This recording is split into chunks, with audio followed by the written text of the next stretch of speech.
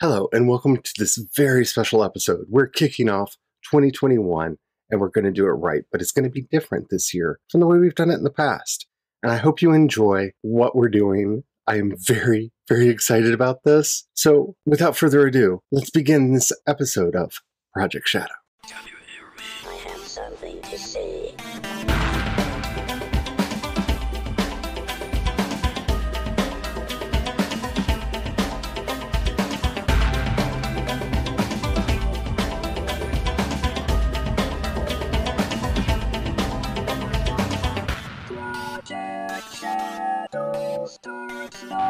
Hello, everyone. How are you doing? And welcome to the first real video recording of an episode of the Project Shadow podcast. I am really excited to be doing this, especially because it's been forever and 3 days since I have done this, not by myself, and it wasn't Star Wars related, because, you know, I can always kind of be like, but hubby, we're talking about Star Wars. Why no be there and talk him into it? But I got friends. I've got Glory Fink, I've got Laura Nettles, and I've got a Tom. I am going to shut up for a minute because for a lot of you who are here in the chat, and I'll get to you in a minute, you know these wonderful people that are here. But to the people who listen on the podcast, with the exception of Laura, this is lovely Laura, this is those wonderful stories that we were treated to a couple months ago on the podcast. Yes, that Laura. But the podcast audience does not know who y'all are. So if you would please introduce yourselves for them.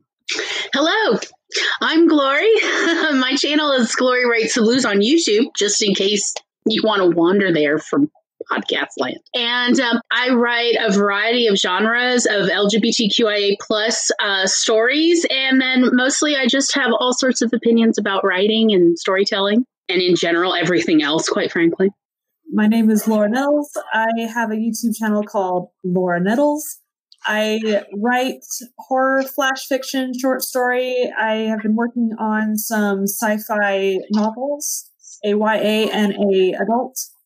So that's fun. I do it for fun. My actual job is doing special effects for movies and television. And I will say that I know from conversations with her, she's worked on some of the shows we've talked about on the podcast. Oh, yeah. Quite a few of them. I may or may not have name dropped Laura a few times with my other friends to go, I know somebody who worked on this show and this is what she did. And they're like, oh, that's fantastic. I'm like, yeah, I know her. Mm-hmm. Same. Let alone under the time constraints. It's just truly a bravo. Oh, yes. Bravo. Thanks. Bravo. It's really fun to get the swag for the shows when they do that. And then they have extra swag, and so my siblings get some. And so they're like, yeah, I worked on The Shape of Water. But no, that was me. But you're honorary. You supported me in my time of crisis. Yeah, real quick, I guess probably should introduce myself. I'm Tom. I mostly work with Glory. I don't really write stories much on my own right now. I more of just help with story development with Glory and a few other friends. And I'm just, mostly in the background doing production stuff. And he has opinions. And I've got a lot of opinions. That's why I like to do story development. And there's a possibility that he and I may be doing a podcast in the future if my brain eventually starts working. Because trust me, I have a lot to say about that.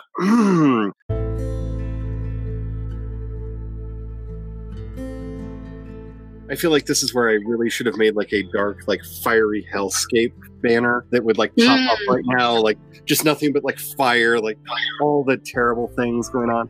Let's do that thing that I've been avoiding doing on the podcast all year. Let's talk about 2020. Because we've talked about everything else this year, with the exception of the nightmare hellscape that we have been living through. Oh my goodness. This has been quite a year in so many ways. The podcast has grown, and I am so thankful to, I guess I should say, everyone in France. Bonjour, because I don't know what happened this year, but this year our stats in France blew up. At least according to my analytics, over 50% of the podcast listeners are now in France. So you have actually beaten the United States, which is, wow, thank you. Hi. That's awesome. I'm very excited to see that. And we've been on quite a journey this year. We have had a lot of discussions about how to maybe take the racism, sexism, and homophobia out of world building, or just not put it in the first place. Concept. Because that's been a big problem. We had our kind of, let's just say, months of Black Lives Matter content, which, I feel like needs to make a comeback with some of the stuff that I've seen in the news lately. And it's been terrible. And of course, there were the lockdowns and the quarantines. And I feel like that is the thing that made the podcast grow, is everybody being locked in their houses, needing something to do. And I hope that I was able to be some kind of a relief for people in the midst of this. It's been rough. We've lost some friends this year, some wonderful friends of the podcast we actually lost throughout this year, and they will be sorely missed. And I was going to do a role. I was going to read it, and writing it, I ended up crying for an hour after writing it down. I may try in a more private setting to record something and do it. Just thinking about it, I'm getting really I've been doing this for 13 years. I've been doing this podcast for 13 years. And so some of these people have been with the show since its beginning. We've met at conventions. We knew each other. It's been a hard year for everybody. But I think the challenges have made us stronger. I really do. I think those of us who have gotten to this point, especially a lot of the people that I see in the chat, I have watched you all grow and develop over the year in a way that is just astounding to me, and that has inspired me so much, as I kind of shrank away from the world in some ways and then did this crazy YouTube thing. On the other side of it, it amazes me how much you all have accomplished this year. And I just want to start everything before we break down and start talking about individual things that we want to talk about, by just saying thank you all for all of your inspiration. Everybody who has just randomly seen something on social media that you thought would brighten my day up and tagged me on the post or DM'd it to me. You all are seriously the best group of people that I have ever had the good joy to be associated with. And that is all on you, not me, because I don't deserve y'all. So thank you so very much. I mean, I would not have made it through this year if it wasn't for a lot of you, and I've told hopefully everyone that I needed to tell that, but the list is very long, and if I have not said it directly to you, consider this me saying that until I remember and do so.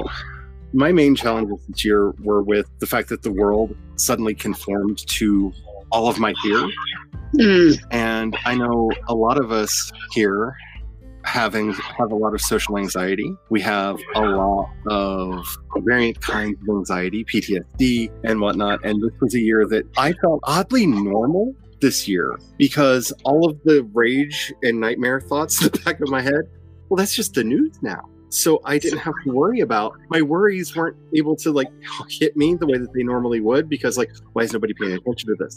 Because that's the real itch of anxiety, right? Is why am I the only one that sees this? The Cassandra thing. Yeah. I'm telling you all the things that you need to know, and you're all ignoring me. Why is everyone ignoring when these are scary, important things? It was hard to actually have that feeling. My anxiety really did backflips this year, trying to find ways to get at me, because it's just did it have to work extra hard, Charlie? It really did, because it basically, most of my anxiety problems this year just resulted from my dysphoria. Oh, okay, let's just go inward. Okay, so the outside world, you already know that that's a nightmare. Okay, so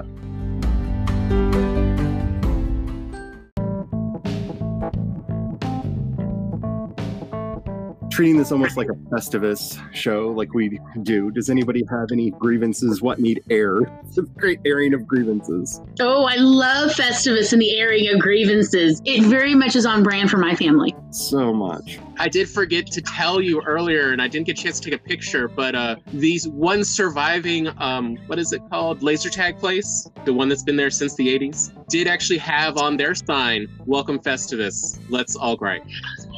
I love Festivus. Oh, give me the poll. Let me put my Post-it notes on the poll. Everything about Festivus is definitely on brand for me and my family, because we love office supplies too. It's how our family worships together, as we show each other new pens, new Post-it note. It's true. That's literally how we I have bond. a lot of opinions about all the above. But yeah, if we want to talk about our airing of grievances, here's one I did not expect for 2020. Okay. I don't have a chance really, because we're all stuck in our homes and stuff. I need to find some more friends to socialize with. So out of boredom, yeah, I went on Tinder. I went out a couple of different places. Must have been real desperation. Yes. How'd that go? And then the stats started coming out about who was wearing masks and who weren't. And also some stuff about who was, going with Black Lives Matter and who wasn't. And I pretty much had to just, disregard all white women in my Dial it state. back. Yep. Because it was something like 80 or 90%. Like I didn't realize it was in a state of Karens. Like it was rough. Tom's, real bitter about this. I feel your pain. Our neighbors, when Floyd was murdered, actually took the flag and hung it upside down in a signal of distress. And I was like, oh, wow, they get it. And then I made the mistake of talking to them. And I have not done that since. Because the distress was, oh no, the jig is up. That's what they were, how they explained it to me. That, they figured out what we've been doing. How are we going to get through this? And I'm just like, you're not supposed to say the quiet part loud, number one. Like, you're not supposed to say the quiet part loud. You're supposed to talk about like law and order or some other buzzword. Like, not saying the quiet part loud. But they were like actively saying the quiet part loud. And then the neighbor across the street put up one of their racist flags. And I was just like, not you too. And then they were saying the quiet part loud. And this is, for me, why I've referred to the last year as the year of the great sorting. Everybody put on the hat, and we now know who is still cosplaying as if the Confederacy was a good idea, and who's at least living in the present, if not dreaming of the future. Like, we had the truest great sorting this year. And in every category, like, we've seen this, like, trans people went at each other, and we got to see who the trans medicalists were, and who were just like, oh, you're discovering things about yourself. That's wonderful. Oh, you don't have money? That's okay. You're still a valid human being, even if you don't have insurance. Right. Which should not be a thing anyone has to say to another person. Yeah. This became an issue that we've had to deal with in the trans community. Look, the words Black Lives Matter should not be triggering to people. No, they shouldn't. That should not be in any way a divisive line. Because it doesn't say only. It just says Black Lives do matter.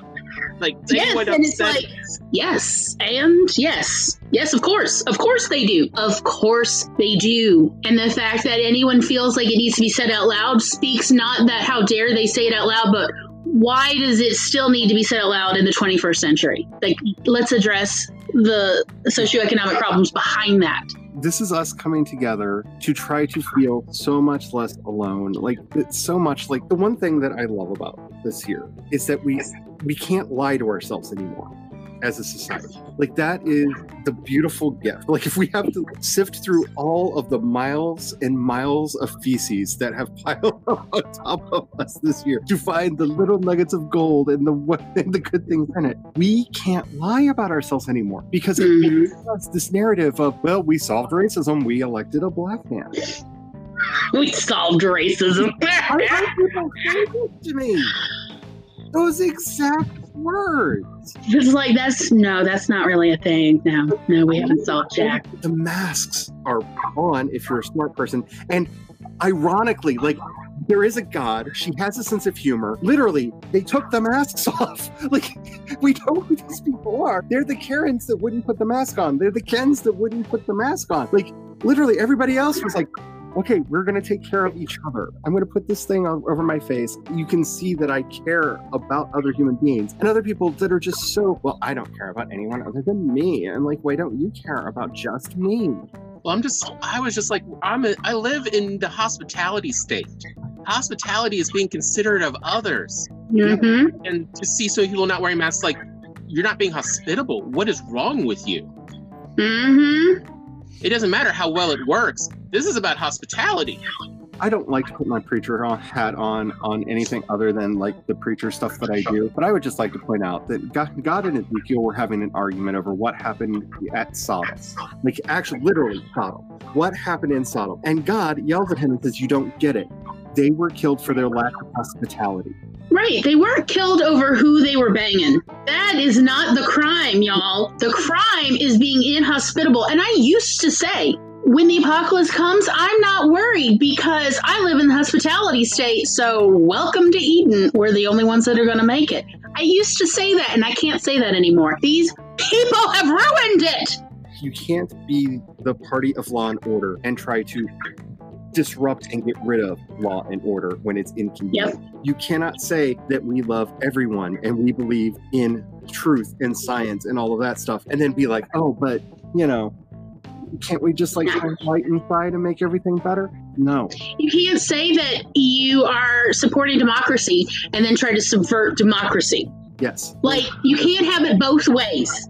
This is how it is. You can be right or you can have your way, but you can't have both at the same time. This is what we as a country, we as a people, and why I've always said, you know, we as like this is why on this podcast, I talk about us as a separate culture in and of ourselves, because we have a history that is separate and unique from the country that we live in. Going back to the Futurians, going back into the 1920s, where people were honestly arguing about this stuff all the way back then, and we have the documents to prove it, which is one of the reasons why when you go to a sci-fi convention, it often feels like you're entering Xanadu, because we've been discussing these things since the 1920s. We may not have solved all of the problems yet, but we've been honestly and viciously debating these things since the culture began. Yep. I'll say another gripe for what 2020 taught us is whenever there are policies that make it easier for people to be bigots, it's not coincidence, it's on purpose. That's the thing, is I really want like all of it out there because we can see it now. Like Joanna. We know who you are now. We know who you are. Oh. And what? A lot of things that I had question marks over when I now go, oh, I understand now. No one hates like a hater. No one. Amen. Actually, although really, I think the line should become, no one hates like the hated. And the people identify with the hated are the ones who can hate like a few others. It's been really interesting because like I gave one of my sisters the full set of Harry Potter novels a couple Christmases ago. And so she's going through them again. And she's having more clarity as she's reading them. Like, a lot of the main characters are gleeful that something bad happens to somebody else. Yep. Like, kind of like antisocial or sociopathy, like very much part of that dark tetrad of the dark traits. But I have to say, now that she's gotten the conversation started over whether sadism or not is the fourth thing. So well, yeah, that's it. Narcissism, narcissistic traits, Machiavellian traits, sociopathic. Well, hold on. Psychopathic, sociopathic, narcissistic, and then sadism is the fourth that's been added. So it's now a tetrad because of how they have behaved in the pandemic has been illuminating. Yes. Because, yes, I was absolutely right. It's a self-sorting situation. I'm not thrilled that people aren't wearing masks in my state, but I kind of find it useful to see who's not wearing masks because I'm like, thank you for self-identifying so I know not to ever waste my time with you. You are not a helpful member of my society, so to hell with you. This is the great sorting, and it's been a tragedy. It has been a horrible, horrible thing. But this is why I say it makes us stronger. And I have to say, like, thank you. We now know who you are. But this has been a crazy, crazy year.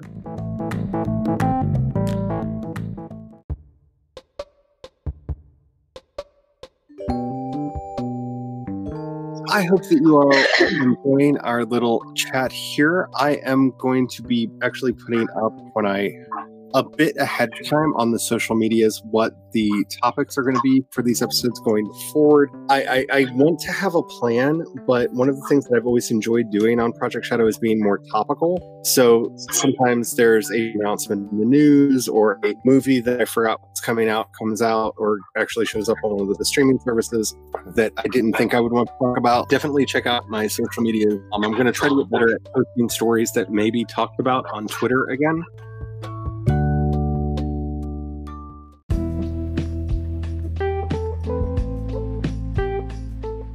2021, this is the year of getting back to the fun. Like last year was necessary, but excessive soul searching.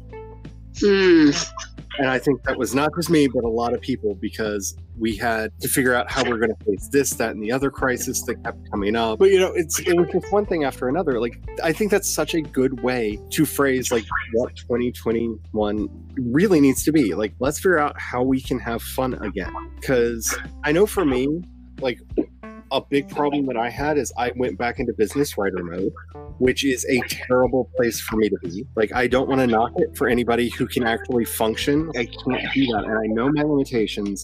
They were reinforced last year. I'm going to fiction fun again. I'm going to make my writing fun again. I'm going to make the stories that I tell fun again. Yeah, it's really interesting because I work a lot, and then I would have these periods of months of overtime where I would work extremely late and would barely have time to eat and sleep. But that's when I also got all of my writing done, would be when I got home from work. I would write for 4 hours and go to sleep at 1 in the morning because I would write straight through, no TV, no books, just write. And so I got stuff done, and then October comes and I get laid off because they can't film anything for months and months, and we ran out of stuff to do effects on that were ready. And so I have all this time to write, and my motivation is just out the window. It's like, no, I have time now, but it's like you feel down, and the world is crumbling, and like, it's just, you don't feel motivated to do the stuff that you love anymore. And so now that it's 2021 and I got hired, so I get to start a job again on the 25th. And you get to keep eating. We're so happy. Oh, I'm so excited. Oh my gosh. Okay, so this is the first time ever I have been a recipient of like a food box from church. Of like, you're having a hard time, here's some food, stay alive. I'm like, thank you. Yes. No, I mean, yeah, I've spent many a time on food boxes, and they have saved me countless times. And gosh, yeah. And just learning that, like, my family's there for me in the hard times has been so nice. Like, we were freaking out not knowing if I could stay in Canada because I'm on a work visa, or if I had to be back to the country. States because I wouldn't be employed anymore. So is my work visa any good? Am I going to be like on the lam sleeping in between the bridge of the States and Canada because the border's closed? Like, what am I going to do? What an absolutely terrible place to be in. Like, the world flips, and it's just awful. And so just knowing that if I had to, I could go back and live with my parents. But my parents knew that most of the jobs for my career opportunities are up here in Toronto, Canada.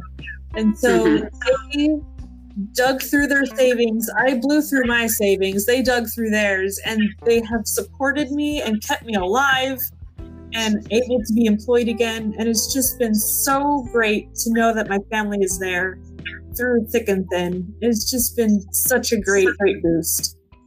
Even though emotionally you still don't want to do the things you love, you still know that you are loved. And that's been great. That's huge. And a beautiful way to put it.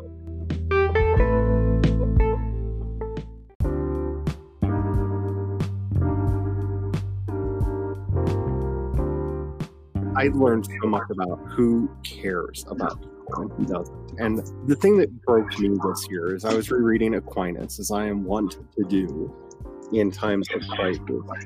And I came across that wonderful line of his. And every time I hit it, I read it, it just like does things to me. And he said, the greatest and most noblest act that a human can take is to bring joy. There is no unrighteousness in joy.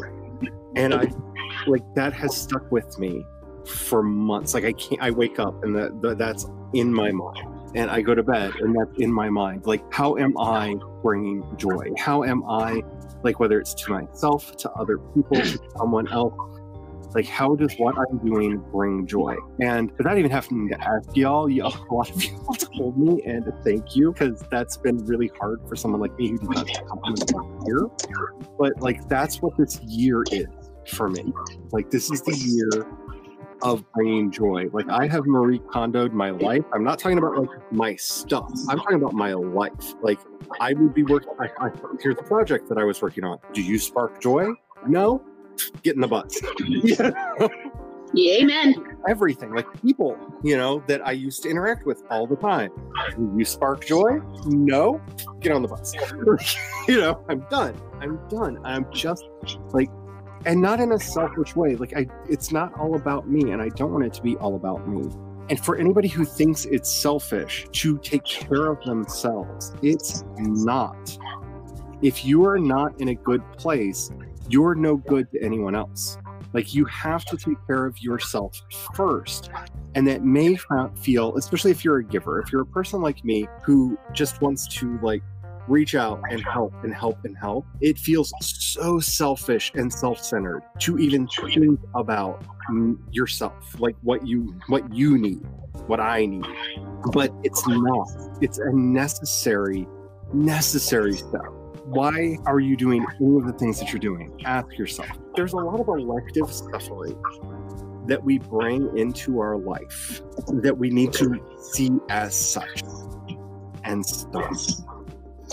And I hope that I'm at a place now where I've cut a lot of that out from my own personal life, and I can focus as much as possible on doing things that are going to be fun. That's the gospel I want to bring forth into 2021. Stop caring. Stop caring about all this crap that doesn't matter. Who cares if I made an idiot out of myself on the internet? I don't care. Like, what's that going to do to me? What's that going to do to me? Like, it's not going to hurt me. We care so much about things that we think will bring to us some kind of tangible harm that won't. Okay, so for the last decade, it's been a really weird decade for me. My entire life crashed and burned. Y'all, I got to do 2020 a decade before the rest of you. And like, it really was bad. And there was a point where, my mother was always afraid of dogs. And of course, as a child, I picked up on that fear. And even though 10 years ago, I had a miniature dachshund, I still felt that fear about a lot of random wandering dogs. And then there came a moment, I guess, at some point where it was like, you know what? Who cares? And as well as I was so mad. I mean, like, I was so frustrated and I felt so abandoned by everyone. I lost. And this was at the point where we found out Mom had pancreatic cancer, and my now ex-husband left me because I was spending too much time taking care of my mother, taking her to and from doctors in other states, kind of thing. And I was like, move on. And he was hitting up all my friends for booty calls, and I lost every friend except 2. However, he was such a jerk that several of these women started contacting me when they heard about how he filed for divorce and said, I'd be happy to testify on your behalf. That's sort of like, that's how bad it got. And I started looking like, so there used to be these large random dogs in my mother's neighborhood that would just walk around all the time. And they were known as cat killers. They were killing random cats. And one of them came up to me like within visual distance. And I was like, bring it. Come and attack me. I totally want to fight a random dog right now. That dog took one look at me and just turned around and just quietly walked away with its tail between its legs. I never said a word to it. I was just like, bring it. And he knew. And like, it was just this, you just let it go. You just let go of all of the preconceived notions and these fears that are holding you back rather than helping you stay safe. And apparently one of the problems I had was dogs. Wild dogs have never given me another problem. We live in a neighborhood that used to have a serious problem with random dogs just going through everyone's trash. Every single time one of these big dogs saw me in the middle of the night in the dark, they would just turn around and walk down the street in the other direction because I just stopped giving a flip and was like, you know what? I haven't punched a dog. Let me just do that. You just get to that point where you're like, I have nothing left. And if this dog is going to cause me a problem, oh well. And I feel like a lot of people got there in that point in 2020, some point, where they were like, let me just deal with this and stop living in my anxious head. Mm-hmm. And it's sort of this freedom of like, you know how they say like freedom is another word for nothing left to lose? Yes. there's a certain truth there of like, there is a kind of freedom in like, I have hit real rock bottom and now you all can't hurt me. Yep. This is it. And I get it. I really do. Because like seeing all the people around me who don't wear masks or who don't believe that Black Lives Matter, it's like, I don't need to invest any more time in this relationship. I have now been freed. And to realize how much time and anxiety I was putting in to so many people who were not returning it. They weren't returning the effort and the energy. It was freeing. It was liberating. It was also sad. Like there was definitely, I am ongoing in a grieving process of, I am like Tom and I are orphans. Both of our parents have died. And to realize that we really, like, as I said, there were several other tertiary or, you know, like family members that weren't our parents, that none of them would genuinely help us should we truly get somewhere. It was like, I was like, Tom, I'm not going to die yet, because I was nearly dying in the hospital at the start of 2020. And I was like, oh no, I'm getting out of this hospital bed and I'm going home and I'm going to heal, because I'm not going to leave you or me in this place. This is not it. This is not how the story ends. And there is a liberation in that. When we say that whether we have to have a rock bottom moment or not, it is a liberation of fuck this world. Yep. Fuck the people who have been holding me back this whole time. Granted, I allowed them to. But fuck them. And I'm sorry to curse, but it is like this sentiment of, that's it. Because to realize like that's why I felt so tired and so burdened so much of the time, is those were people. That was people I was dragging with me. That was useless fears I was dragging along. No wonder I was exhausted. We have this phrase that gets used way too much now, letting somebody live rent-free in your brain. That's a real thing. And that's a lot of what we're talking about is, you know, I was worried about what this person or that person might say, or would it hurt this audience if I did this thing over there? And like, who cares? Like, let's be honest. Like, if you like me, fine. If you don't, fine. If you like my books, fine. If you don't, fine. When it comes down to it, I'm not here for you. You know, it sounds so cold and callous, but like this is where music is such a powerful thing for me. One of my favorite bands in the world, Within Temptation, released a new single this year called Entertain You. And that's the chorus of it, is we're not here to entertain you. Like, that's not what I'm here for. Like, you're looking at my life, you're trying to get your enjoyment out of me. I'm here for me because I like this. Right. This isn't about, like, I'm sorry you got this wrong. It's not about you. Like, I'm not here to go down your checklist of what you like and what you want. This is my life. I'm here for me. It's hard to say it without sounding like you're being insulting or that you're not grateful. Because when I say I'm not here to entertain you, I'm here for the community, right? Like, if you're entertained, I am overjoyed, but I'm here to find out what's going to be Maggie's next project out of the million books, the million words that she's got written. And what's going to be the next snippet of CB's Bed of Roses that I'm going to get to see, or whichever project she's working on that day, right? Like, this is what I'm here for. Like, what brilliant thing is Laura going to grace us with next? Like, I didn't expect when we took a bio break to come back and see that glorious description of an octopus in chat. But I came back to that glorious description of an octopus in chat, and it was amazing. Like, that's what I'm here for, right? I'm not a dancing monkey. And this is something that if you're in the entertainment industry at all, whether it's what I do with the podcast, what I do when I do public speaking events at conventions, when you're writing a book, especially if you're writing a book, those people will feel entitled not just to your story, but to you. And you need to get it to your head really early on that, like, I hope you like my stuff, but this is my stuff. You know, it's why I always jokingly say, and it's only half a joke, George Lucas is the patron saint of all good writers, because he just went, I don't care if you don't like this. I want it to be this way. This is how I'm doing it. Yeah, this may completely torpedo $1 billion franchise, but it's mine and I want to do it. May we all have that courage. You know what I'm saying? Also, there's no law that says we all have to subscribe to George Lucas's story. It's voluntary. Right. What's fan fiction for? Yes. Exactly. I mean, like, none of us have to buy the book, buy the movie, or any. So yeah, we're not.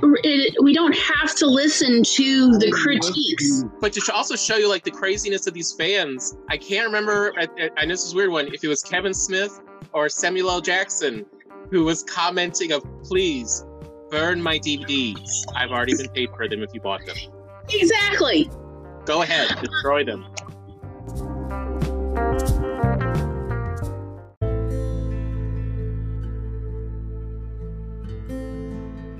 You know, the truth is, every time I feel miserable when I'm around someone else, I just go, in my head, are they part of my tribe? And if the answer is no, I, if anything, feel my heart lightened because I don't care what they think anymore. They could go jump off a bridge and I would be like, oh, well, that's it. I mean, like, I will still call 911, but I am not necessarily going to stay. I am not going to be worried about them. I'm not going to check on them the next day because they're not part of my tribe. And just for the record, you know, if you are part of my tribe, you're probably watching this right now. Or maybe you recently went to sleep. I don't need you to produce for me. I just care about you because you're part of my tribe. So I care about all the mundane in your life, but that's it. So I gotta go soon because I have my live writing sprints. So one thing that I've been working on for years that I hope to bring forward more in 2021 is learning to love myself. So learning to be able to accept me and be able to just know that I do have limits and that's okay. And just learning that I have my flaws, but I do have good things too. I may not always be able to see it, but I can talk to other people who can, and they can show me that I do have stuff that is worth loving. You are worthy. You are. Thanks. Like I remember the first time I ever saw you in chat, because we were both in chat. I think it was on one of Becca C. Smith's streams. And like just seeing the stuff you were talking about, I was like, I need to know this person. This person's amazing. I have wormed my life around to get to know you at least a little bit. At least a little bit. Just because, yeah, you're worthy. So yeah, if you wanted to go ahead and do your outro, you can. My name is Laura Nettles. I will be working on horror and sci-fi and fan fiction because I can. And so that's what I'll be working on. And I'll see you guys all later. Thank you for having me, Charlie. You're welcome. Anytime. Anytime.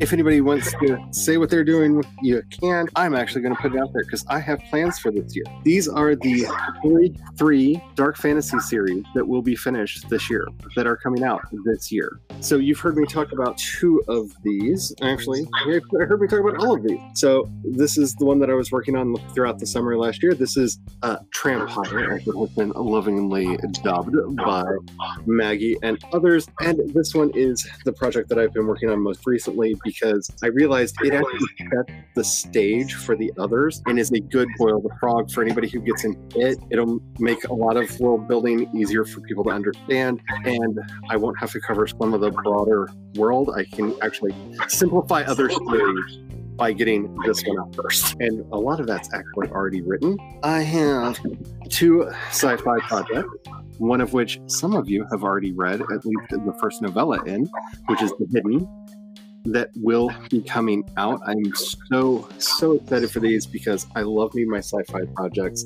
and the one that I am the most excited about because it is hopefully I can bring the spirit to everything that I'm doing this year, but the story that taught me to love my fiction and just to be silly and have fun. This is the Kristen Wyverns story. This is the RPG that I am working on. This is where the blessed Tugwaddle lives and guides us to all truth and hope and wisdom. This is the silliest fantasy setting I have ever done in my life.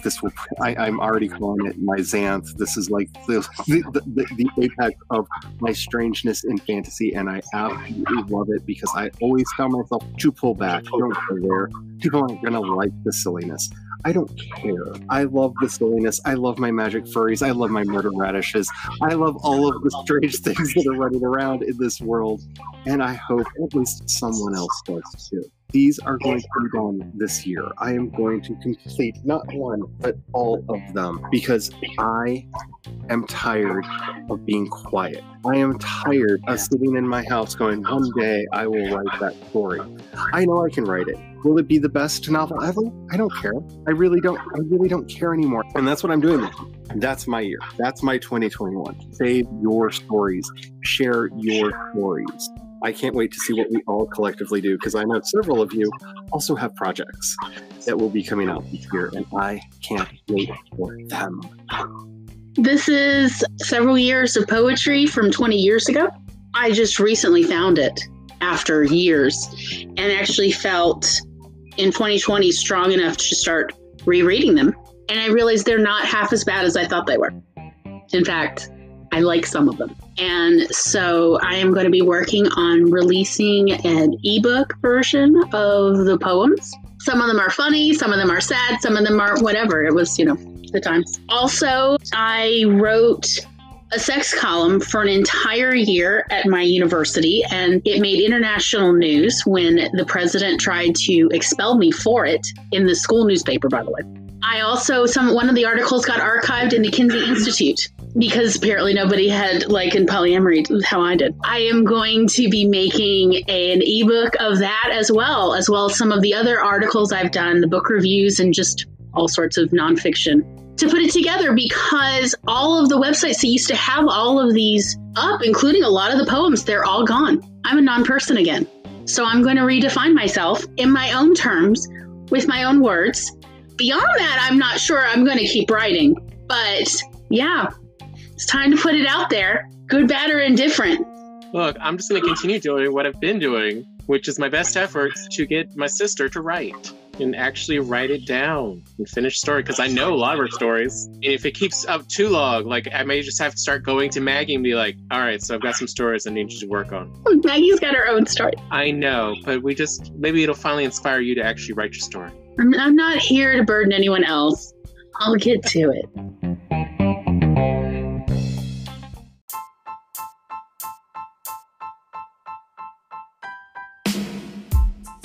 So for a little bit of house cleaning before we go, please let me know what you want us to be doing on here because I said this in the channel trailer for this channel and I really did mean it. I don't want this to be a vanity project.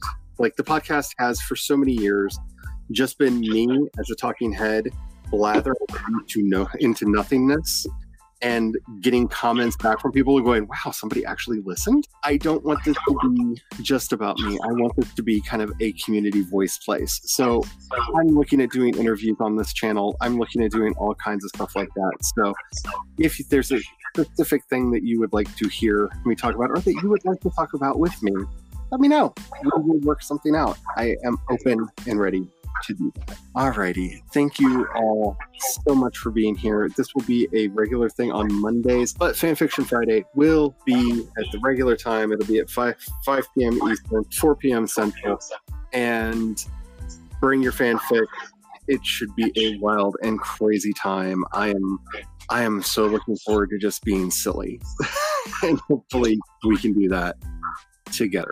We do a live stream on Mondays on my channel, Glory Writes the Blues on YouTube. And depending on the time of year, we're either talking about movies as inspiration and guides to inspire writers about various genres and techniques, or we're talking about autism and autism-related subjects. There's plenty because ableism is real. And we're gonna start a new little mini show in June about community building among the writer world.